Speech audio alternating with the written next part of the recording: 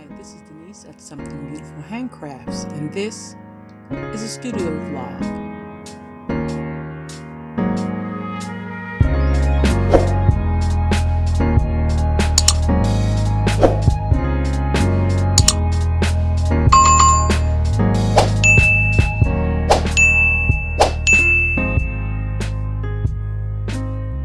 Hi everybody, welcome to my studio vlog, and I'm going to try to get this done all in one pass so I don't have to do any transitions. I'm using my phone now because my desktop is like 10 years old, which is pretty ancient in desktop land. And so I'm running the Windows Movie Maker still. Yes, I am still using that.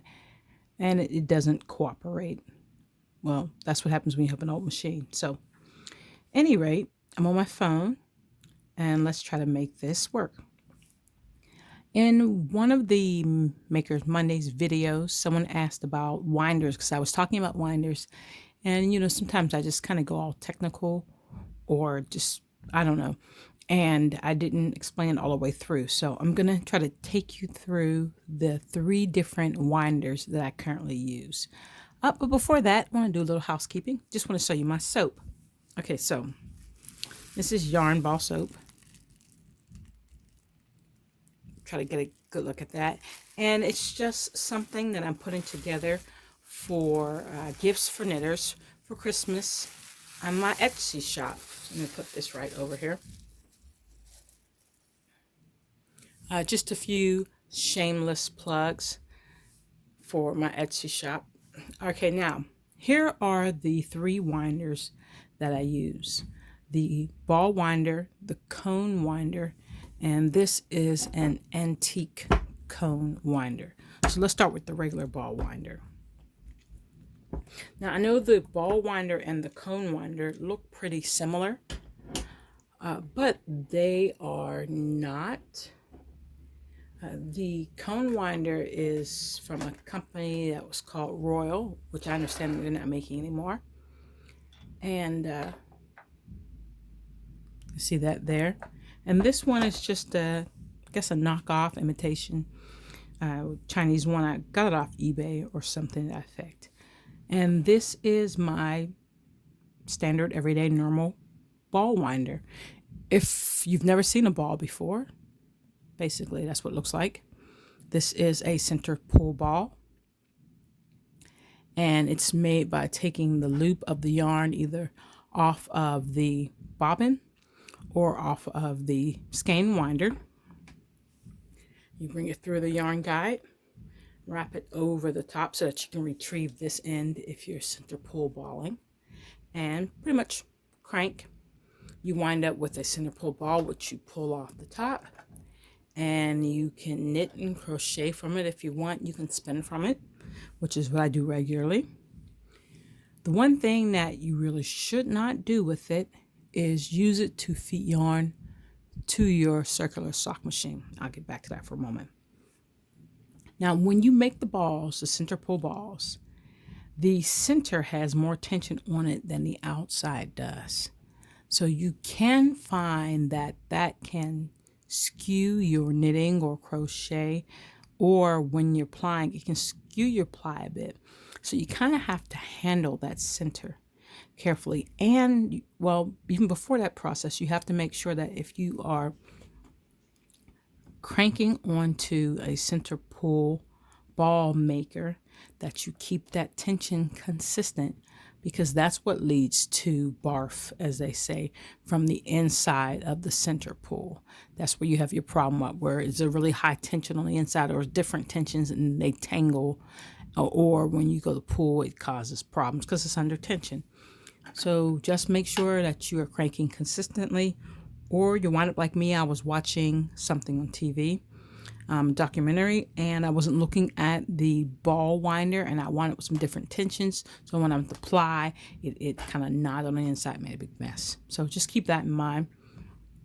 And that tension is the reason why you don't want to use the ball winder on your something like the circular sock machine, because that machine is really sensitive to tensions, And if there's a little bit of tension, see, there's a resistance here. It's a little bit of tension on that yarn, it will change the gauge or the height of the stitches. So you'll have different stitches per inch because of that extra tension on the sock.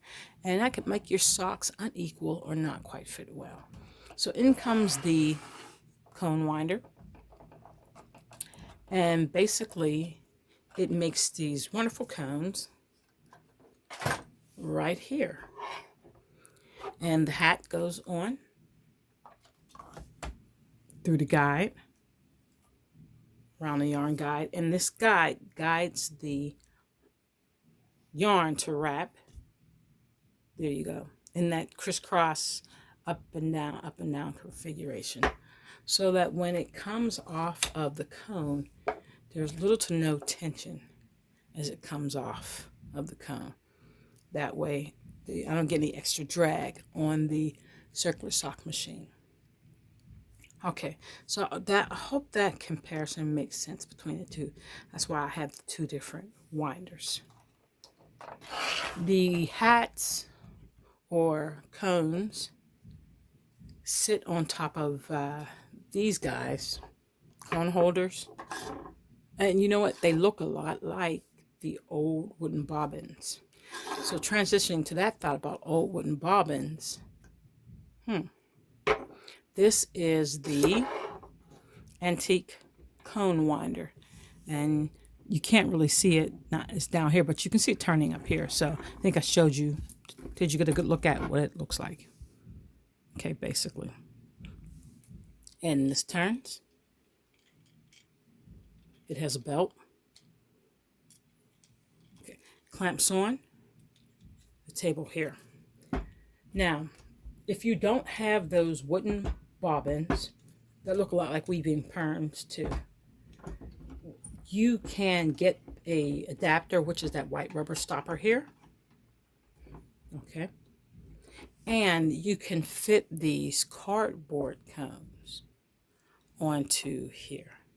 And what I do is, or I should say what I did was I used the cardboard cones to wind off these extra yarns after I made the sock so that I could free up the actual hats that I have and wind them on with my next sock yarn. So sometimes I'll wind 5 or 6 of these and get them ready for making socks. What I've been doing opposite recently, because space is at a premium now, and even more than it was before, I've been cranking these into tubes and, you know, putting the stitches per inch and the yarn color and the amount of rows that I cranked at that stitch per inch, putting it on a little tag and just bagging it. And there's a lot less space involved than having the cardboard cones. So that's that for the winders. Okay, now I want to transition right into talking about these socks. So I got an order to make some socks. And let me show you the socks in the progression. I would tell you more about the colorways, but these are not my colorways, and I don't quite remember who the wonderful dye artist was who did these. So it's not like I'm not giving any love to this artist. I just offhand don't remember because I was sent the socks to crank, so they're not from my own stash.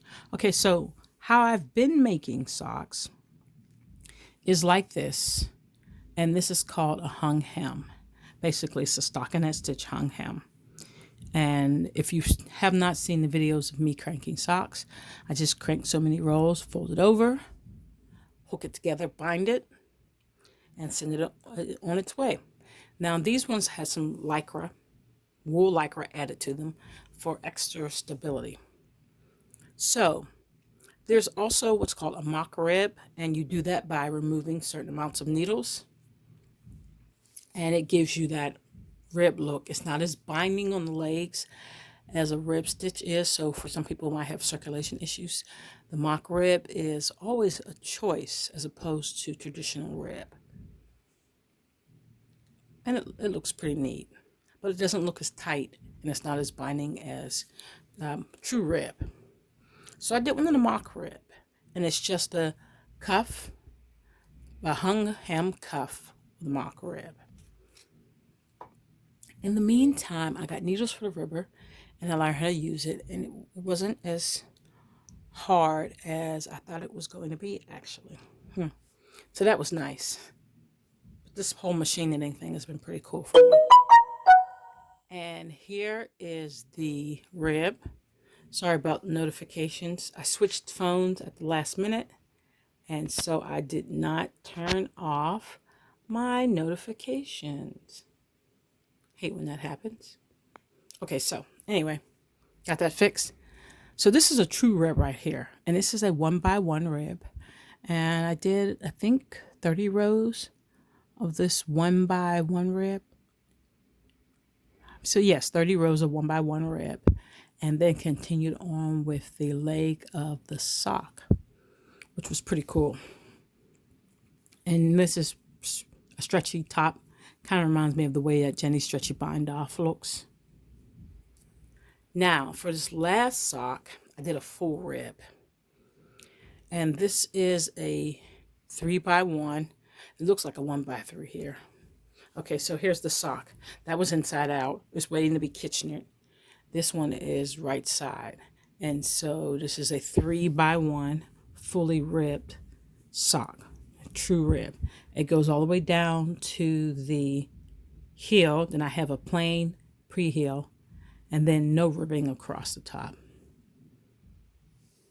So that's my 4 different ways to make socks. I'll have to have a separate video now that I've figured out how to use the ribber. Okay, and so I know I said I want to do this in one pass, but kind of got a little dry from all that talking.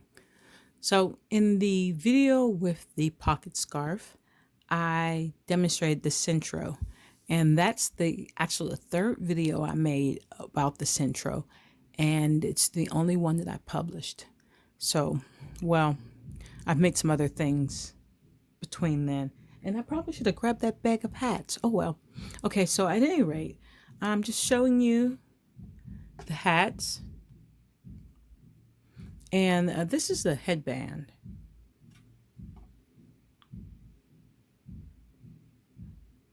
I need to put some bling on that. And let's see, there's this one. They kind of make nice child to adults on this particular Sentro. I really like this one. This one's reversible. And I have still have the string in just to decide whether they're going to wind up with pom-poms or not pom-poms. And I got the Sentro so I could make hats for my church for our homeless pass out mission. And it gives me a quick thing to make up for friends and supporters who don't knit, crochet, or spin, or do those fiber arts, but they want to support my channel. So, hey, hats, mittens, they work well. Now, the reason I'm showing you this, like the real reason why I'm showing you this, besides my, once again, shameless plug, is that someone asked on the circular knitting group for the Sentro and Addy machines whether or not all you could use is acrylic. Could you use wool or natural fibers to make the hats? And I want to say most certainly yes. Okay. We all know on this channel that I'm all about the handspun. And you know what? Not just about natural fibers. I am all about the handspun. So I'm not getting anything that I can't run my handspun through. Run it through the Sentro, run it through the circular sock machine. And these are just a few. And there's only a few because I haven't done a lot of hand spinning this summer. Been kind of busy doing a lot of other things. I did about 30 or so odd alpaca hats in June. Maybe I'll splice that picture in somewhere. And I have a hat downstairs that goes out with me for the dog stuff. This is Merino right here. Short hat. It would be a short hat on the woman and kind of like a bit like a fisherman's scully cap on a man. Okay, this right here is Merino and Angora. Same type of hat. No brim. And just a little longer. This is Cheviot wool. It's got a little pom-pom on the top. These are my Handspun Yarns. They are somewhere between DK and light worsted weight. Let me see if there's any other. This Merino Angora is possibly a little puffier. And this Merino. So, you know what? This is not Merino. This is that Tasmanian comeback. And so, which is a Merino X breed. So the handspun goes perfectly well through the machine. The wool goes perfectly through the machine. As long as it's within those parameters of the thickness of the fiber that the machine likes, and as long as it's not like super coarse. The Cheviot, as it went through, it kind of caught. And so I actually had to crank it twice. The second time I cranked it, it went through fine. And that was some 600 yards worth of Cheviot that I went through, and the machine is still okay. So treat it with some love, but you most certainly can crank your handspun with the Sentro machine. Okay, I am so done. Thank you for those who stayed till the end and watched. I want to thank all my subscribers and supporters and Patreon friends. And if you are not a subscriber, which I noticed from the analytics that 51% of people who view my channel are not subscribers. So if you're not a subscriber, please click the subscribe button and also hit the notification bell. I am so very close to reaching my goal of subscribers so that I can pour more love into my channel. Share with your friends, share with your fibery friends, like, comment, tell me what you'd like me to make. I'm put on my list, and those videos will be coming towards you sometime in the new year. Thanks everybody. Have a great day.